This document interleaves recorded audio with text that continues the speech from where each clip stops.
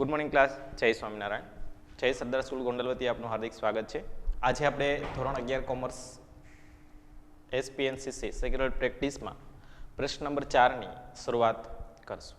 બરાબર. પ્રશ્ન નંબર 4, લેખિત માહિતી સંચારના ફાયદા અને ગેરફાયદા જણાવો. બરાબર. લેખિત માહિતી સંચાર છે એ એમના ફાયદા શું છે અને એમના ગેરફાયદા. બરાબર. બીજો મુદ્દો આ પણ પૂછી શકાય, લાભાલાભ જણાવો. બરાબર. લેખિત માહિતી સંચારના લાભાલાભ જણાવો. બરાબર. આ રીતના પણ પ્રશ્ન તમને પૂછવામાં આવે છે. બરાબર. તો ખાસ યાદ રાખજો, લેખિત માહિતી સંચારના ફાયદા અને ગેરફાયદા. બરાબર. હવે આપણે જે પ્રશ્ન પૂછવામાં આવેલો છે એ પ્રશ્ન કઈ રીતના લખવો એ સૌથી ઇમ્પોર્ટન્ટ બાબત છે. જો તમને ફાયદા પૂછવામાં આવેલા હોય, બરાબર, તો તમારે ફાયદા લખવાના. તમને ગેરફાયદા પૂછવામાં આવેલા હોય તો તમારે ગેરફાયદા લખવાના. પણ તમને એવું પૂછવામાં આવે કે ભાઈ લાભાલાભ જણાવો, ફાયદા અને ગેરફાયદા બંને જણાવો, તો તમારે બંને લખવાના રહેશે. રેડી? પહેલાં આપણે અર્થ લખશું. લેખિત માહિતી સંચારનો અર્થ જે તમને 1 માર્ક્સની અંદર પૂછવામાં આવે છે.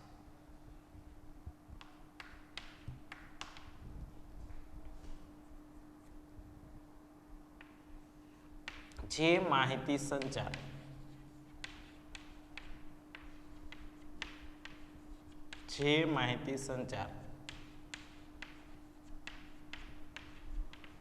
લેખિત સ્વરૂપે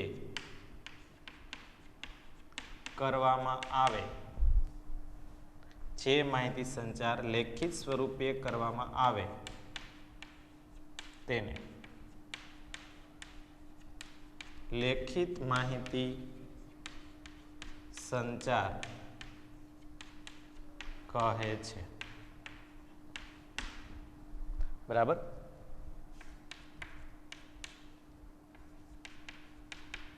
દાખલા તરીકે ચોપાનિયા, ટપાલ, ફરફરિયા વગેરે. બરાબર. ખાસ યાદ રાખજો, લેખિત માહિતી સંચારના જુદા જુદા સાધનો છે. એ કોઈ પણ માહિતી સંચાર તમે જ્યારે લખીને કરો છો, બરાબર, લખીને કોઈ બીજી વ્યક્તિને તમે આપો છો, તો ત્યારે એ તમારા માટે શું બની જાય? તો કે લેખિત માહિતી સંચાર.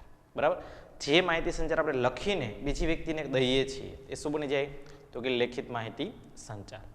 જ્યારે કોઈ માધ્યમો દ્વારા આપણે કોઈ સ્વરૂપે લખીને મોકલીએ છીએ ત્યારે શું બની જાય? લેખિત માહિતી સંચાર.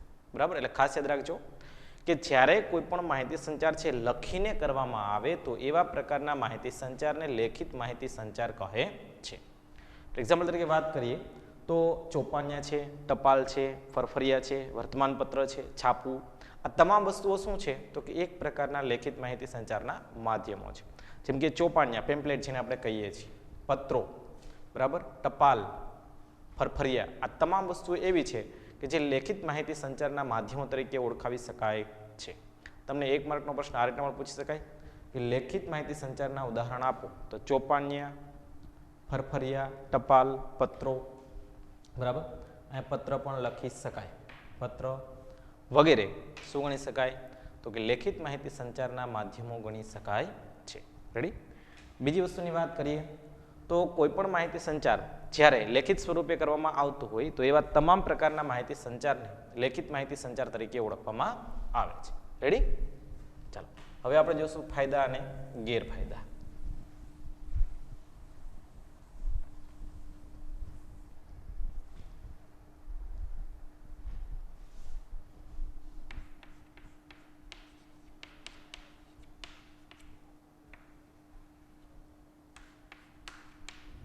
ફાયદા અને ગેરફાયદા. બરાબર. એકામ ઓછા ભૂ. આપણે પ્રશ્નને સરળતાથી યાદ રાખવા માટે સૌથી ઇમ્પોર્ટન્ટ બાબત ગણીએ છીએ એને છે ફોર્મ્યુલા સિસ્ટમ. એકામ ઓછા ભૂ, એકામ ઓછા ભૂ. બરાબર. તો લેખિત માહિતી સંચારની અંદર પહેલો મુદ્દો તો કે એકસૂત્રતા જળવાય છે. બરાબર. ફાયદાની વાત કરીએ છીએ, લાભની વાત કરીએ છીએ, મહત્વની વાત કરીએ છીએ કે લેખિત માહિતી સંચારનું શું મહત્વ છે. બરાબર. તો લેખિત માહિતી સંચારમાં લેખિત માહિતી સંચારમાં એક સૂત્રતા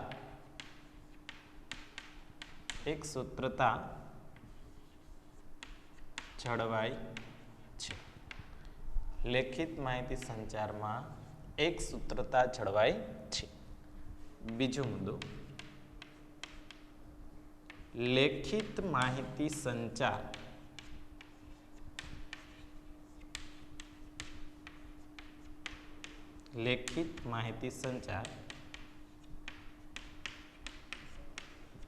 કાયદાકીય રીતે ઉપયોગી છે.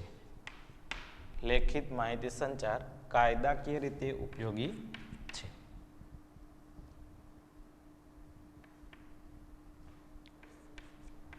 એના પછી લેખિત માહિતી સંચારમાં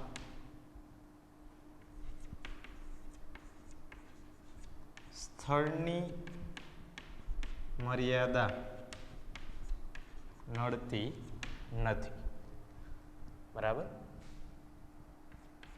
એના પછી લેખિત માહિતી સંચારમાં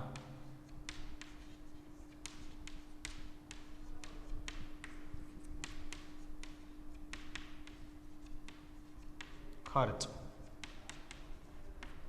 ઓછો હોય છે. બરાબર. એટલા મુદ્દા આપણે સમજીએ લેખિત માહિતી સંચારના ફાયદા અને ગેરફાયદા. બરાબર. એક, કાયદાકીય રીતે ઉપયોગી છે, સ્થળની મર્યાદા નડતી નથી, ખર્ચનું પ્રમાણ ઓછું હોય છે. બરાબર. લેખિત માહિતી સંચારના ફાયદાની આપણે વાત કરીએ છીએ. એમાં પહેલો મુદ્દો, લેખિત માહિતી સંચારમાં એક સૂત્રતા જળવાય છે. એક સૂત્રતા શા માટે? કે જ્યારે આપણે કોઈ પણ વ્યક્તિ બોલતા હોય અને આપણે લખીએ તો બધાના જે કંઈ પ્રશ્નો છે એ કેવા થઈ જાય? તો કે સેમ થઈ જાય. બરાબર ને?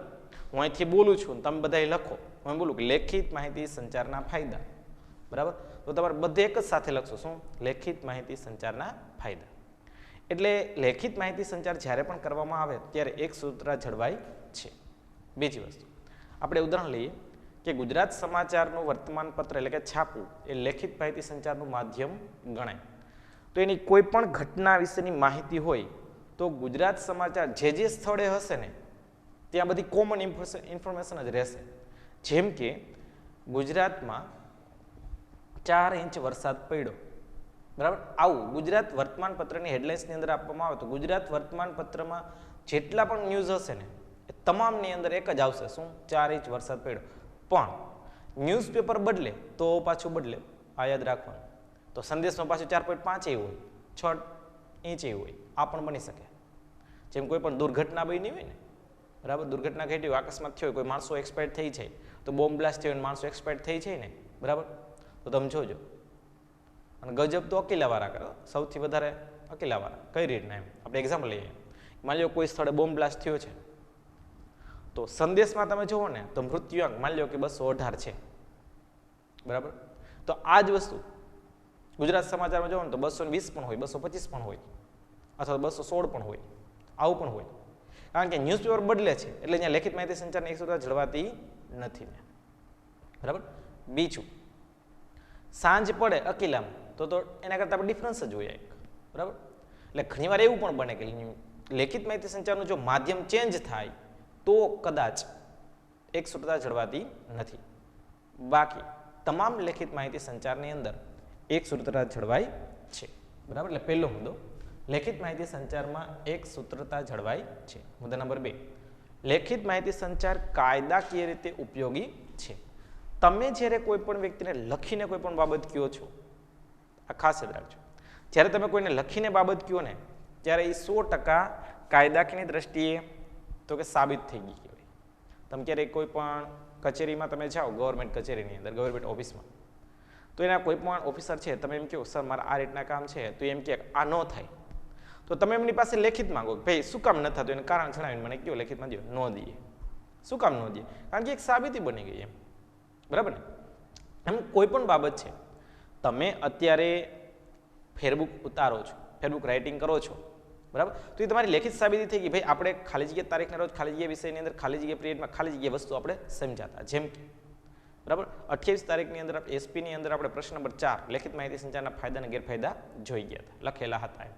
તો આ શું બની ગયું? એક પ્રકારની એક સાબિતી બની ગઈ. એટલે કે લેખિત માહિતી સંચાર છે કાયદાકીય રીતે ઉપયોગી બને છે. બીજું, લેખિત માહિતી સંચારમાં સ્થળની મર્યાદા નડતી નથી. શું?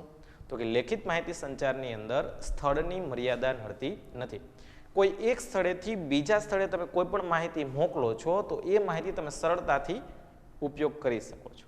બરાબર? એટલે કોઈ પણ સ્થળ હોય તો એ સ્થળની અંદર તમે માહિતી મોકલી શકો. જેમ કે અમદાવાદથી બરોડા તમે માહિતી મોકલી તો મોકલી શકો, ટપાલ દ્વારા, ચોપાનિયા દ્વારા, કોઈ પણ ન્યૂઝપેપરની અંદર કોઈ પણ સ્થળે તમે માહિતી મોકલી શકો. એમાં કોઈ એવું નથી કે ભાઈ અમદાવાદ છે તો બરોડાવાળા કે અમે ન સ્વીકારીએ, એવું ન થાય.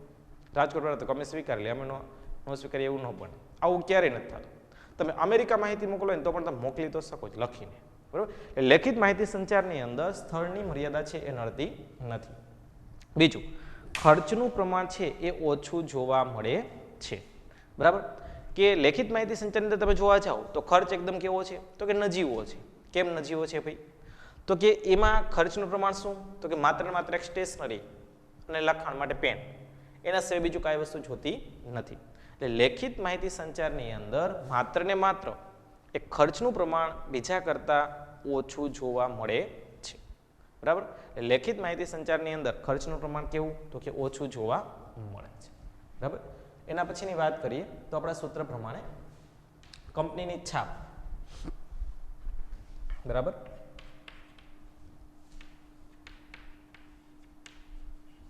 કંપનીની છાપ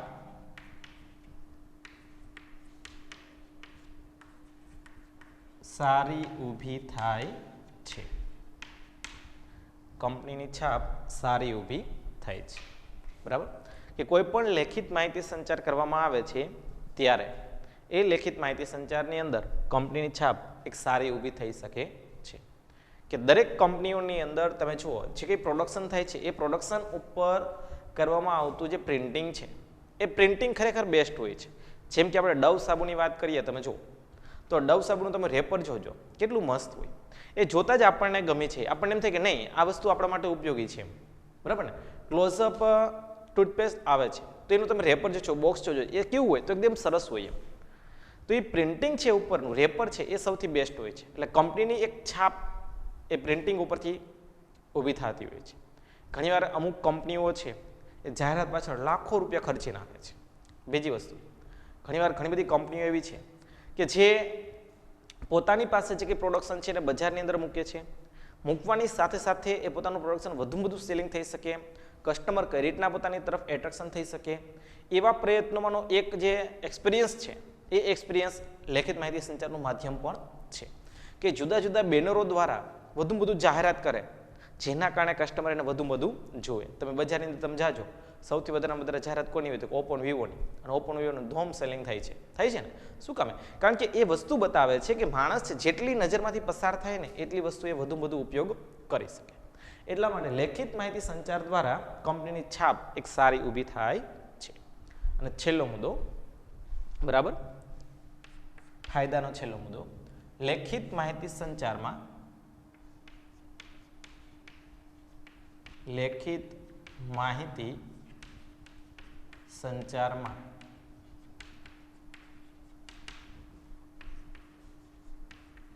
ભૂલ કરનારને દોષિત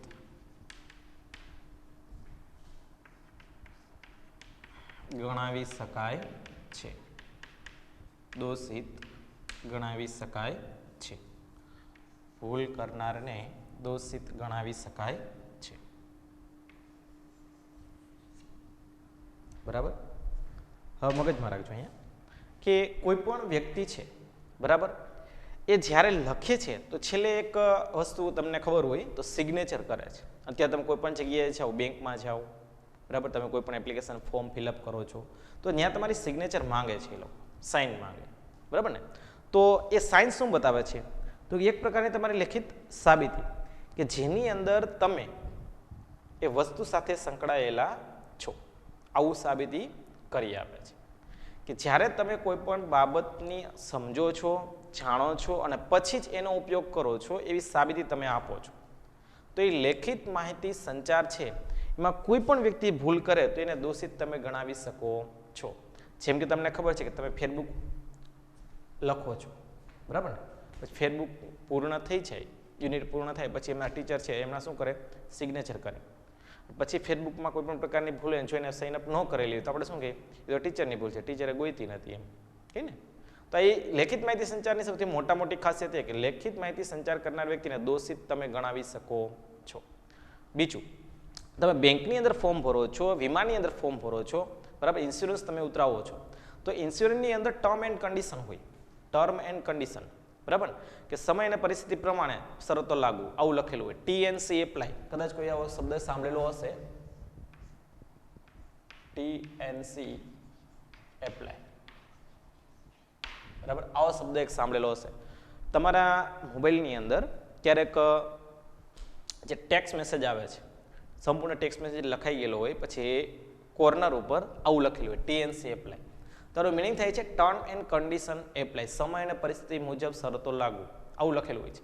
તો આ કહેવાનો મિનિંગ શું બતાવે છે કે આ જે વસ્તુ છે એ વસ્તુ તમને સમય અને પરિસ્થિતિ પ્રમાણે જ જોવામાં આવશે અને એ જ બાબતને ધ્યાનમાં રાખીને કોઈ પણ વ્યક્તિ છે એ કામ કરે છે અને એ કામના અંતે જ એમને શરતો મુજબ કાર્યો છે એ લાગુ પડતા હોય છે, બરાબર. ટર્મ એન્ડ કન્ડિશન એપ્લાય આવું લખેલું હોય છે કે તમે જાણી જોઈને દરેક શરતો છે એ તમે જુઓ છો, સમજો છો અને પછી જ એને તમે અનુકરણ કરવાનો પ્રયત્ન કરો છો, એટલે ખુદ તમે સમજી વિચારીને પગલું ભરેલ છે એવું સાબિત થાય છે એમ, બરાબર. નીચે આપણે સિગ્નેચર કરેલું એ આપણી લેખિત સાબિતી બની જાય છે, બરાબર. તો લેખિત માહિતી સંચારની અંદર ભૂલ કરનારને તમે દોષિત ગણાવી શકો છો, બરાબર. ફરીવાર લેખિત માહિતી સંચારના ફાયદા અને ગેરફાયદા, બરાબર. તો લેખિત માહિતી સંચારના ફાયદા અને ગેરફાયદાની અંદર પહેલો મુદ્દો આપણે કમ્પ્લીટ કર્યો, ફાયદા, બરાબર. સૂત્ર હતું આપણું એકામ ઓછા ભૂ, બરાબર. હવે સૂત્ર મુજબ આપણે જોઈએ તો લેખિત માહિતી સંચારમાં એક સૂત્રતા જળવાય છે. આ પહેલો મુદ્દો તમે આ રીતના લખી શકો. બીજો મુદ્દો, લેખિત માહિતી સંચાર કાયદાકીય રીતે ઉપયોગી છે. આ બીજો મુદ્દો. એના પછી લેખિત માહિતી સંચારમાં સ્થળની મર્યાદા નડતી નથી. આ ત્રીજો મુદ્દો, બરાબર. ફરીથી આપજો, લેખિત માહિતી સંચારમાં સ્થળની મર્યાદા નડતી નથી. આ ત્રીજો મુદ્દો. એના પછી લેખિત માહિતી સંચારમાં ખર્ચનું પ્રમાણ કેવું, તો કે ઓછું જોવા મળે છે, બરાબર. ખર્ચનું પ્રમાણ કેવું છે, તો કે ઓછું જોવા મળે છે. બીજું, લેખિત માહિતી સંચારમાં કંપનીની છાપ સારી ઊભી થાય છે, બરાબર, કે કંપનીની એક છાપ એક સારી ઊભી થઈ શકે છે.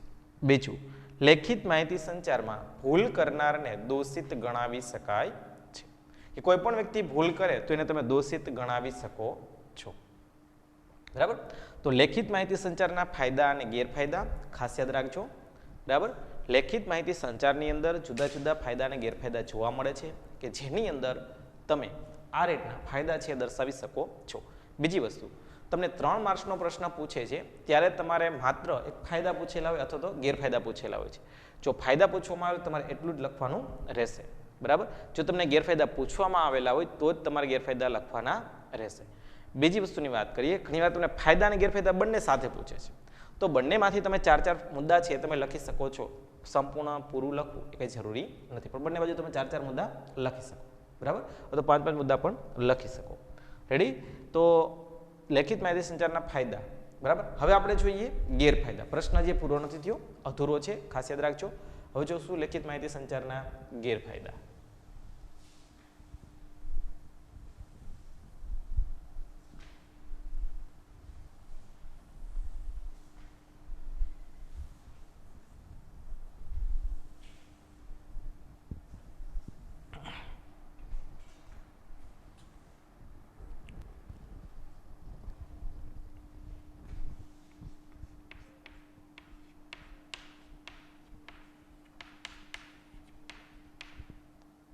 લેખિત માહિતી સંચારના ગેરફાયદા, બરાબર. સૂત્ર છે આસપ નિજની, આસપ નિજની.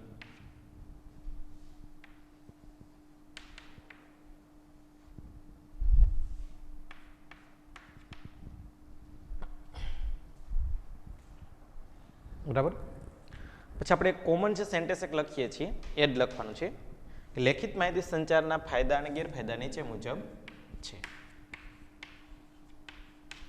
લેખિત માહિતી સંચારના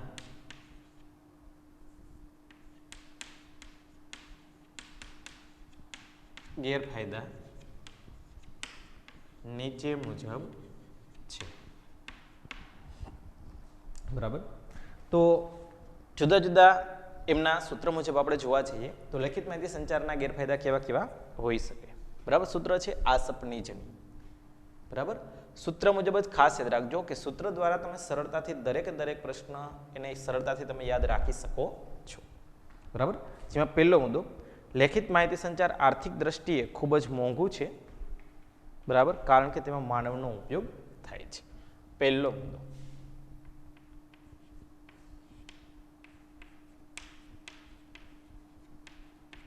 લેખિત માહિતી સંચાર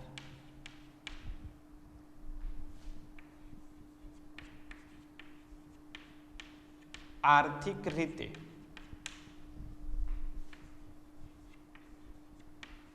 ખૂબ જ મોંઘું જોવા મળે છે.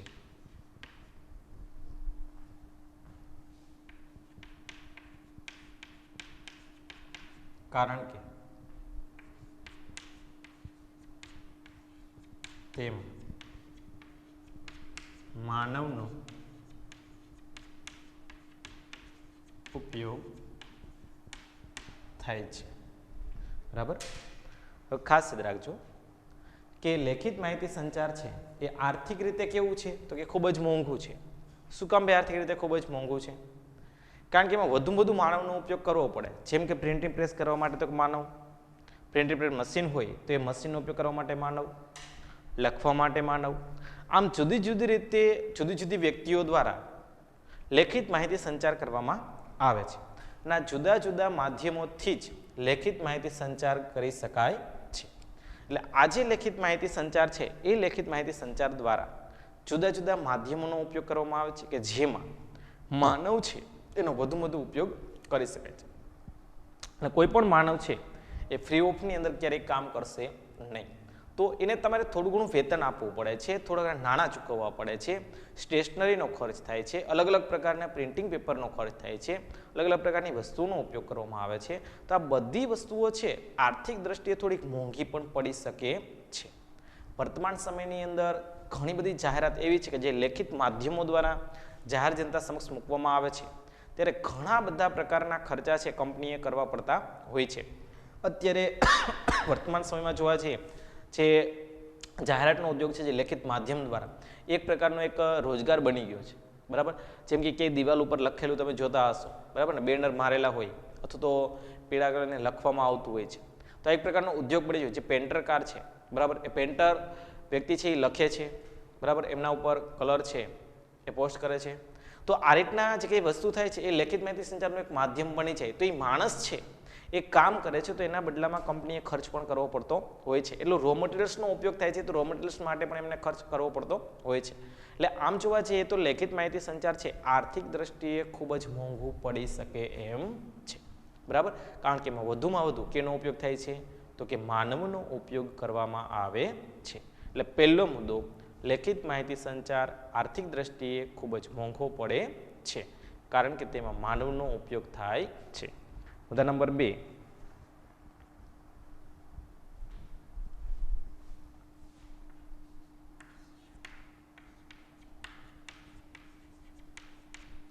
લેખિત માહિતી સંચારમાં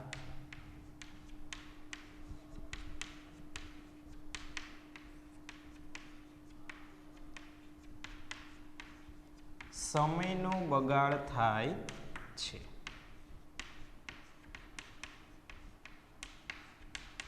કારણ કે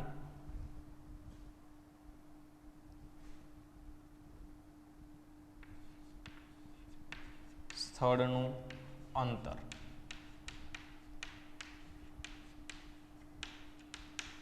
જેમ કે ભારતમાંથી જાપાનમાં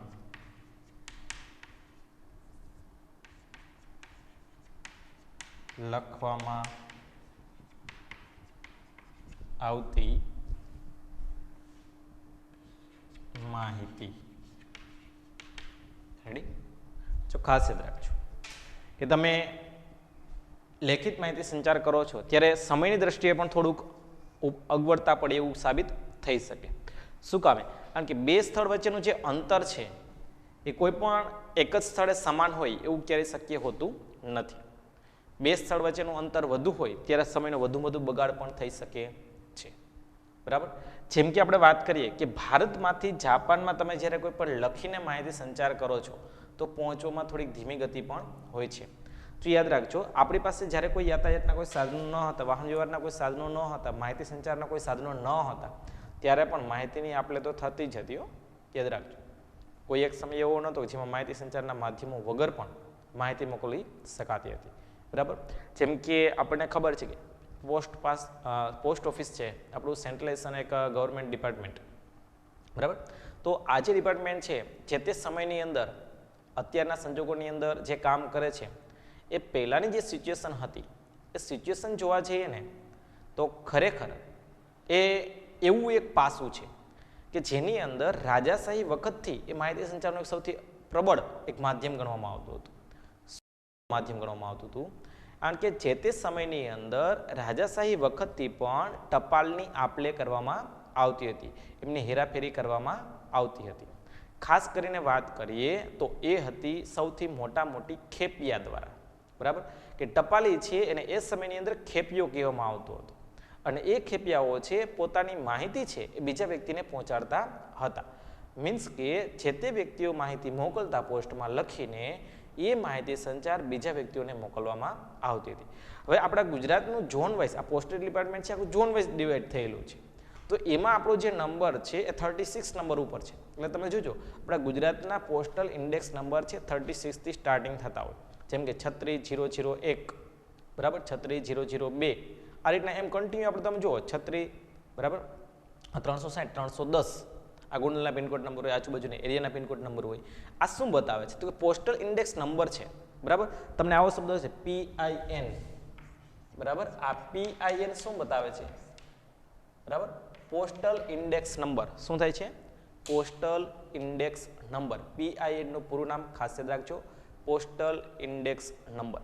ના પોસ્ટલ ઇન્ડેક્સ નંબર ઉપરથી જે તે પોસ્ટ વિભાગની અંદર આઉટસોર્સિંગ કરવામાં આવે. બરાબર? એને અલગ અલગ વિભાગની અંદર ડિવાઈડ કરવામાં આવે, જે તે સ્થળની અંદર ડિવાઈડ કરવામાં આવે, જે તે એરિયાની અંદર ડિવાઈડ કરવામાં આવે અને પોસ્ટ માસ્ટર દ્વારા એના સ્થળ સુધી પહોંચાડવાનું કામ થાય. પણ ઘણીવાર અંતર કેવું હોય તો કે ખૂબ જ દૂર હોય. જેમ મેં તમને વાત કરી એમ અમેરિકાથી જાપાન, જાપાનમાંથી રશિયા, જેમ કે ભારતમાંથી જાપાન, ચીન. બરાબર? જોકે હવે તો કલ્પના ન કરે, ચીનની સાથે આપણે વ્યવહાર બહુ ઓછા કરી નાખ્યા છે. બરાબર? આપણે કેમ બે મિત્રો હોય પછી બેન્ચ ઉપર બેઠા હોય, ચીટલો ભરાઈ ગયો હોય કાંઈ પણ થયું હોય ને કે તું મને બોલાવતો નહીં. એમાં ચીને છે ને ક્યારેક ચીટિયા ભરી લે છે. પછી આપણે કહેવું એ તું મને નહીં બોલાવતો, બીજે એમ કે એ તું એને બોલાવ, તું મને નહીં બોલાવતો. એમ આવી જ આપણે વાતો થાય છે. બરાબર ને? એમ એના જેવી કન્ડિશન થઈ ગઈ છે અત્યારે માણસની. તો અહીંયા જે જોવા મળે છે એ શું બતાવે છે? તો એ જ બાબતને ધ્યાનમાં રાખીને કામ થાય છે અહીંયા. બરાબર ને? કે માણસ છે એ પોતાની કોઈ એક સ્થળથી બીજા સ્થળે જ્યારે જાય છે ત્યારે એ સ્થળનું પ્રમાણ થોડુંક વધારે હોય તો માહિતી સંચાર કરવામાં સમયનું પ્રમાણ પણ કેવું લાગે છે? વધુ લાગે છે. એટલે લેખિત માહિતી સંચારની અંદર સમયનો બગાડ થાય છે કારણ કે ભારતમાંથી જાપાનમાં મોકલવામાં આવતી ટપાલ, બરાબર, અથવા કરવામાં આવતો લેખિત માહિતી સંચાર બંને વચ્ચેનું સ્થળ છે ખૂબ જ વિશાળ છે, ખૂબ જ દૂરના અંતરો છે, તો માહિતી મોકલવામાં થોડોક સમય માંગી લે છે. બીજી વસ્તુ, લોકલ એરિયાની અંદર જ્યારે કોઈ પણ માહિતી મોકલવામાં આવે, જેમ કે આપણા ગુજરાતની અંદર તમે કોઈ પણ પોસ્ટ વિભાગ દ્વારા માહિતી મોકલો તો એને 3 દિવસનો રેગ્યુલર ટાઈમ રાખવામાં આવે છે. અત્યારે તો એમાં પણ સમય થોડોક વધી ગયો છે. શું કામે? કારણ કે એમાં પણ એટલા બધા સાધનો વધી ગયા છે. ઇન્સ્ટન્ટ ઇન્ફોર્મેશન, બરાબર, તાત્કાલિક માહિતી તો કે સેન્ડ કરો. બરાબર? કોઈ પણ વસ્તુ તમે અત્યારે જુઓ, અત્યારે સમય નથી માણસ પાસે, વધુ માહિતી પોતે એકઠી કરે છે, વધુ માહિતી પોતે ફેલાવવાનું કામ પણ કરે છે. અત્યારે વોટ્સઅપ કે ફેસબુકની અંદર એક ઇન્ફોર્મેશન તમે મૂકો, કલાકની અંદર હજારો માણસો જોઈ લીધી હોય. શું કામ? કારણ કે આ માહિતી સંચારના સૌથી મોટા માધ્યમો છે. પછી એ સારી ઇન્ફોર્મેશન હોય તો ભલે ને ખરાબ ઇન્ફોર્મેશન હોય તો ભલે, પણ માણસો જોયા વગરના રીએ નહીં, આ હકીકત છે. બરાબર. તો આ જે માહિતી સંચાર છે એ શું બતાવે છે તો કે એક પ્રકારના બંને વચ્ચેના સ્થળની અંતર એની સૌથી મોટી મર્યાદા છે કે માહિતી સંચારની અંદર જો સ્થળ વધારે હોય તો સમયનો શું થાય છે તો કે બગાડ થાય છે. પહેલો મુદ્દો લેખિત માહિતી સંચારની અંદર તો કે આર્થિક દ્રષ્ટિએ ખૂબ જ મોંઘું છે. શું કામે તો કે માનવનો વધુ ઉપયોગ થાય છે. મુદ્દા નંબર 2 લેખિત માહિતી સંચારની અંદર સમયનો બગાડ થાય છે કારણ કે બે સ્થળનું અંતર, જેમ કે ભારતમાંથી જાપાનમાં લખવામાં આવતી માહિતી અથવા મોકલવામાં આવતી માહિતી, લખવામાં આવતો પત્ર, જેમાં સમયનો વધુ બગાડ થાય છે. બરાબર. એના પછીના મુદ્દાની વાત કરીએ.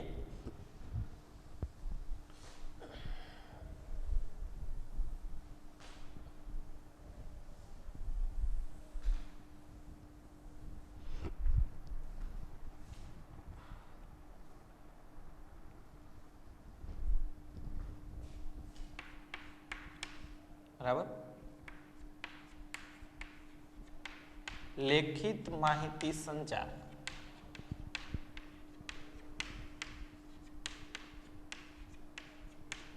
પરોક્ષ રીતે થાય છે, જેથી જવાબ મેળવવો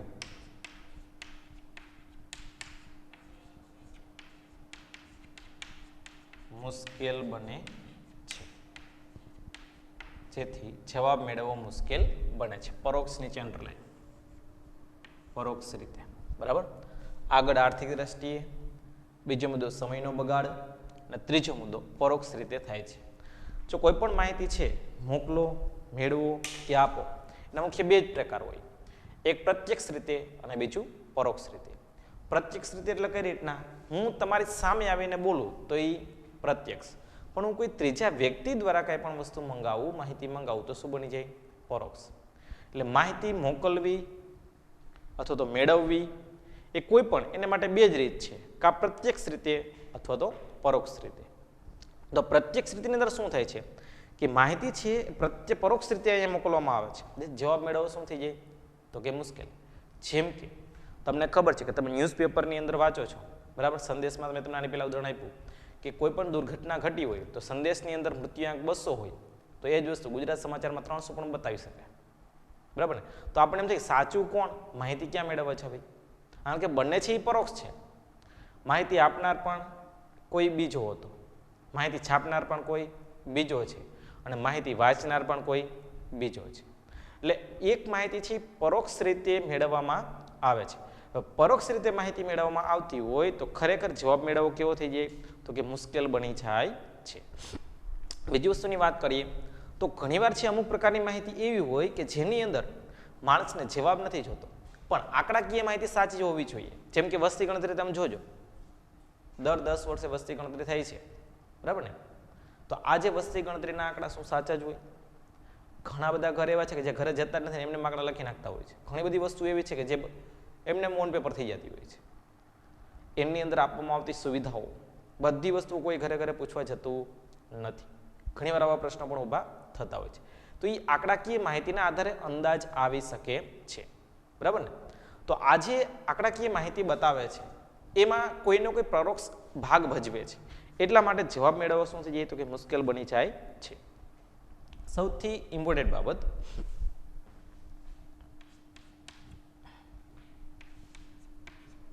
લેખિત માહિતી સંચાર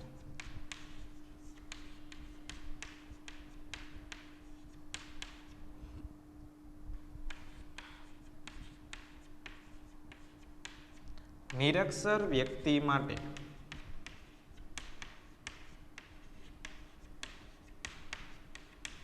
ઉપયોગી નથી, બરાબર. એ કોઈ પણ નિરક્ષર વ્યક્તિ હોય તો એના માટે આ માહિતી સંચાર છે એ ઉપયોગી નથી. શું કામ ભાઈ ઉપયોગી નથી નિરક્ષર વ્યક્તિ માટે? કારણ કે જે વ્યક્તિ લખી વાંચી શકતો નથી તો સ્વાભાવિક છે એ વ્યક્તિ લખી વાંચી શકતો નથી તો લખેલું છે એમાં કાંઈ એને ટપ્પો પડશે નહીં. કારણ કે પોતે થમ્સઅપ છે, બરાબર. થમ્સઅપ મીન્સ કે અભણ છે એમ, કે જે વ્યક્તિ કોઈ પણ માહિતી મેળવવાનો પ્રયત્ન કરેલો જ નથી, જેમને તમે છાપવું આપો તો કંઈ ખબર પડશે નહીં. કારણ કે લેખિત માહિતી સંચાર છે એ નિરક્ષર વ્યક્તિ માટે બિન ઉપયોગી બને છે. મીન્સ કે ઉપયોગી બનતો નથી. આ ખાસ યાદ રાખજો. બરાબર. એટલે 3 મુદ્દાની આપણે વાત કરી. પહેલો મુદ્દો આર્થિક દ્રષ્ટિએ તો કે પરવડે એમ નથી. બીજો મુદ્દો સમયનો બગાડ થાય છે. ત્રીજો મુદ્દો પરોક્ષ રીતે કરવામાં આવે છે. ચોથો મુદ્દો લેખિત માહિતી સંચાર નિરક્ષર વ્યક્તિ માટે ઉપયોગી સાબિત થતો નથી. કારણ કે નિરક્ષર વ્યક્તિ છે એ ક્યારેય પણ લખી વાંચી શકતો નથી, તો લખેલું એને સમજણ પણ પડશે નહીં. એટલા માટે લેખિત માહિતી સંચાર છે એ નિરક્ષર વ્યક્તિઓ માટે ઉપયોગી સાબિત થતો નથી. બરાબર. પછી વાત કરીએ તો લેખિત માહિતી સંચારમાં સ્ટેશનરી સાચવવાની જવાબદારી રહે છે.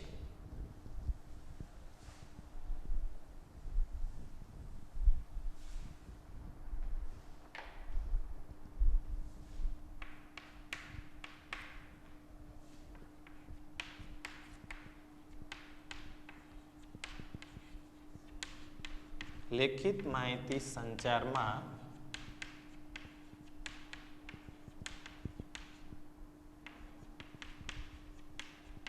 સ્ટેશનરી સાચવવાની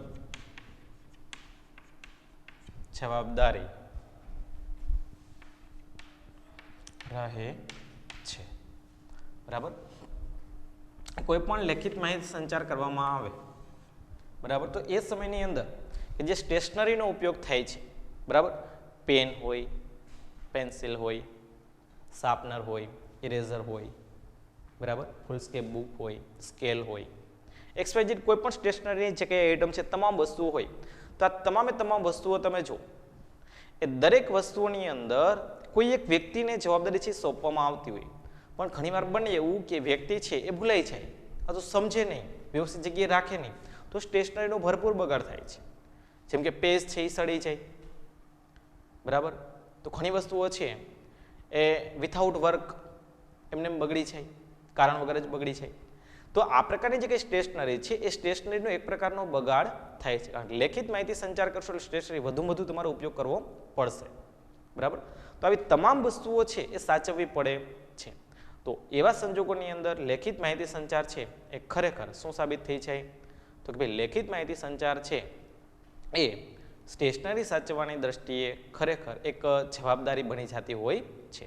એટલે સૌથી મોટી મર્યાદા એ પણ નડે છે કે અત્યારે વ્યક્તિ સ્ટેશનરીનો ઉપયોગ કરે છે, પછી સાચવીને ઉપયોગ કરવાની, તો સાચવીને યોગ્ય જગ્યાએ મૂકવાની જવાબદારી લેતો નથી કે જે ફરીવાર તમે ઉપયોગ કરી શકો. આપણે પણ છીએ, તમને ખબર જ છે, બરાબર, કે તમે આજે કોઈ પણ વસ્તુ છે ફેરબુક લીધી, બરાબર, રાઇટ કરી નાખ્યું, પછી ફેરબુક છે એટલે ગમે એમ મૂકી દેતા હોય છે આપણે, સોરી રબબુક છે તો ગમે એમ મૂકી દેતા હોય છે, કારણ તો રબબુક છે બધું ચાલે.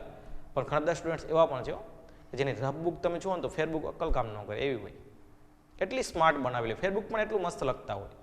એ છે ને એના ગુણ છે કે જે વ્યક્તિ સારું જ વિચારવા માટે પ્રયત્નશીલ થાય છે ને એ વ્યક્તિ હંમેશા માટે સારું જ કામ કરે છે. બરાબર. એટલા માટે એના પછીનો મુદ્દો કે લેખિત માહિતી સંચારની અંદર સ્ટેશનરી સાચવવાની જવાબદારી ઊભી થાય છે. બરાબર. એટલે જવાબદારી નીચે અંડરલાઈન કરશું. ત્યાર પછી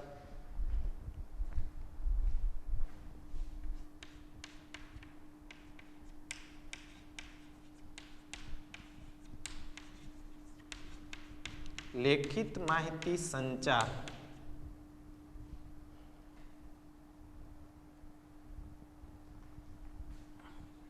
માં રજૂઆત સારી ન હોય તો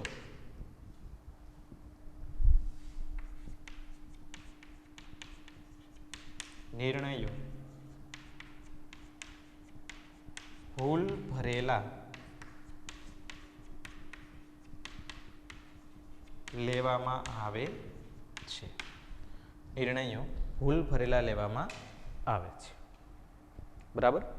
ઘણીવાર એવું બને કે અમુક પ્રકારના નિર્ણયો એવા હોય કે જે ભૂલ ભરેલા લઈ શકાય છે. બરાબર. પણ એ કેના ઉપર રજૂ કરે છે, તો કે રજૂઆતના આધારે, બરાબર, નિર્ણયો ભૂલ ભરેલા બની શકે. શું કામે કે જ્યારે કોઈ વ્યક્તિ રજૂઆત કરે છે, એમની રજૂઆત યોગ્ય ન હોય, દ્વિઅર્થી હોય, સામેની વ્યક્તિ સમજી શકતો ન હોય, તો જેવું સમજશે, જેવું સાંભળશે એવો જ ડિસિઝન પોતે લે છે. એટલા માટે લેખિત માહિતી સંચારની અંદર જે રજૂઆત કરનાર વ્યક્તિ છે એ રજૂઆત છે ને યોગ્ય હોવી જોઈએ. તો જ એ માહિતી સંચાર છે વ્યવસ્થિત થઈ શકે છે. એટલે લેખિત માહિતી સંચારની અંદર જો એમની રજૂઆત છે એ સારી ન હોય તો પણ ભૂલ ભરેલા નિર્ણયો લેવામાં આવે છે. બરાબર. તો આ હતા લેખિત માહિતી સંચારના ફાયદા અને ગેરફાયદા. બરાબર. તો ધોરણ 11ની અંદર પ્રશ્ન નંબર 4 બરાબર SPNCC સબ્જેક્ટની અંદર લેખિત માહિતી સંચારના ફાયદા અને ગેરફાયદા સાથે આજે આપણે આજનો પીરિયડ સમાપ્ત કરીએ છીએ. નેક્સ્ટ માટે ઓલ ધ બેસ્ટ. જય સ્વામિનારાયણ.